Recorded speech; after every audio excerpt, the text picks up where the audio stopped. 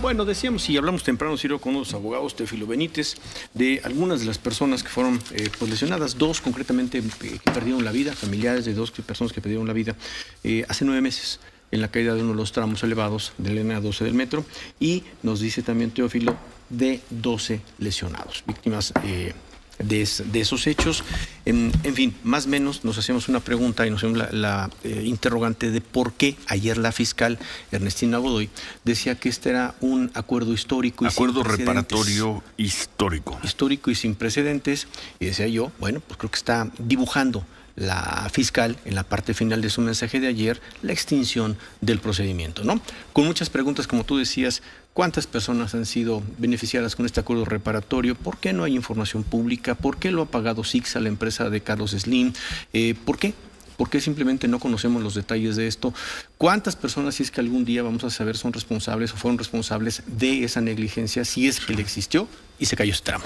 ¿Cuántas personas fueron beneficiadas por este acuerdo reparatorio calificado ayer de histórico por la fiscal de la Ciudad de México? Se lo preguntamos al portavoz de la Fiscalía de la Ciudad de México, a Ulises Lara. Ulises, gusto en saludarlo. Buenos días. Muchas gracias, Ciro. Muy buenos días, Amina Manuel. Buen día, Ulises. ¿Cuántas personas fueron alcanzadas?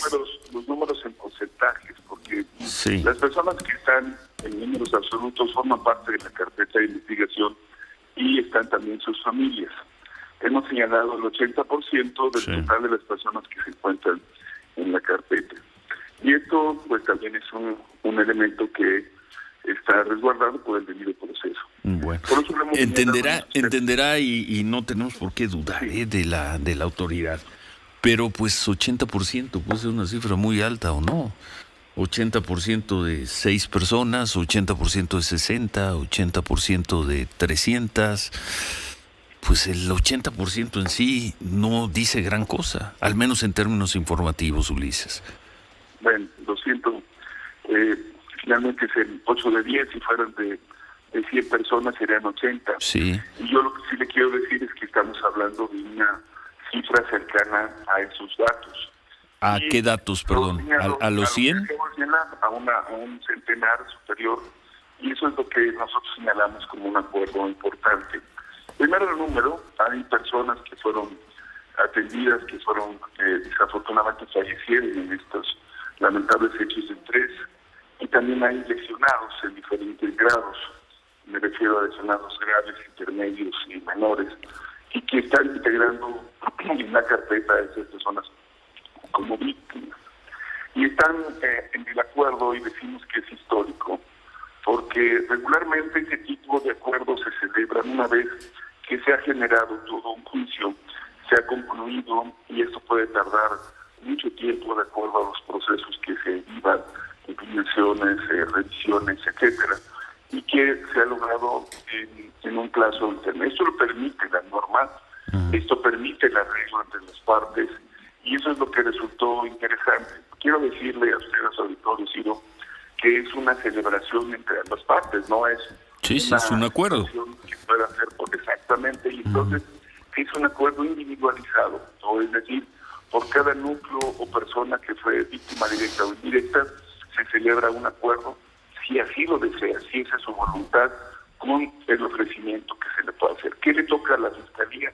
Observar, vigilar que esté dentro del marco legal, que las partes debidamente estén en el acuerdo, se firme inicialmente en la derivación, si es que aceptan entrar al proceso de lo que llamamos mediación, porque son mecanismos alternativos de solución de controversia, y una vez que aceptan entrar este mecanismo de mediación, inicia el proceso de construcción de un acuerdo, y si las partes así lo convienen, lo firman y luego lo confirman.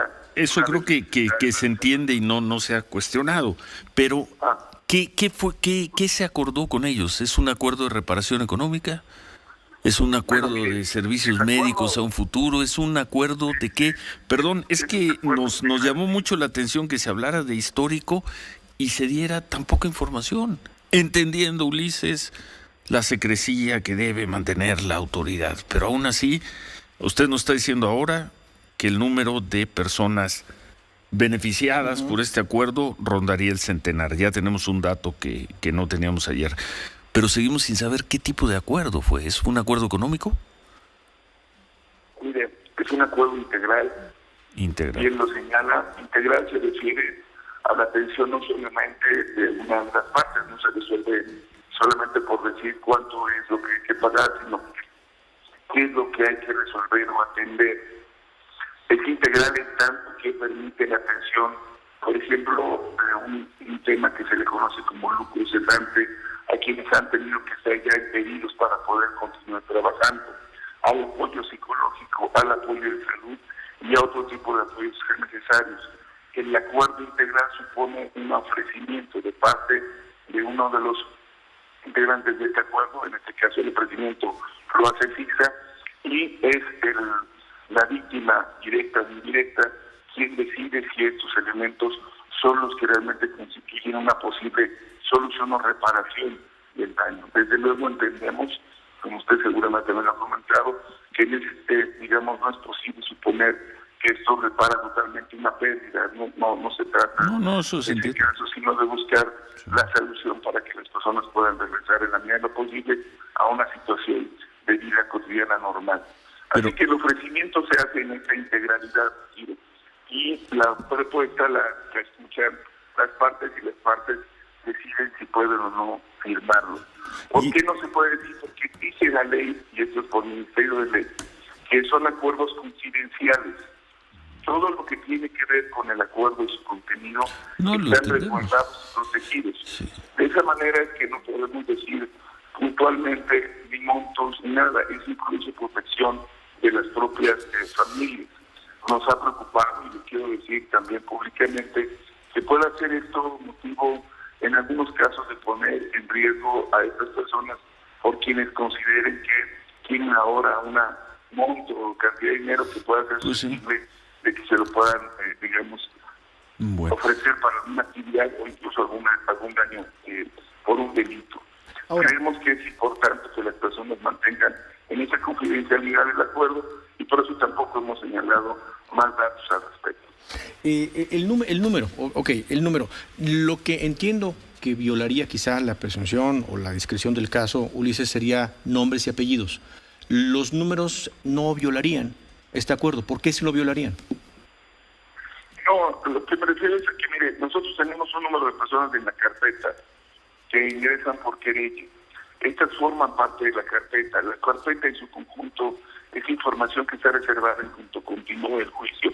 No solamente la protección de los datos personales, Manuel. Recuerden que tiene que ver también incluso con la difusión de lo que está en los contenidos. Por ejemplo, el dictamen pericial, las pruebas, los testimonios, etcétera.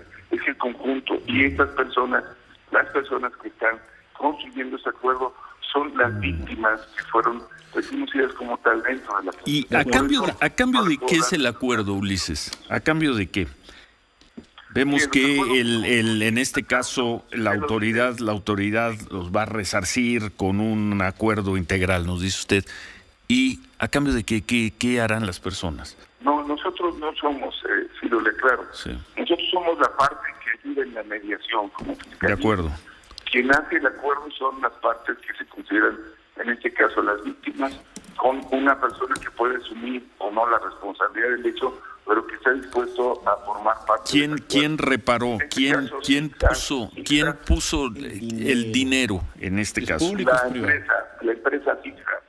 La empresa tal. Lo señalamos ayer, sí.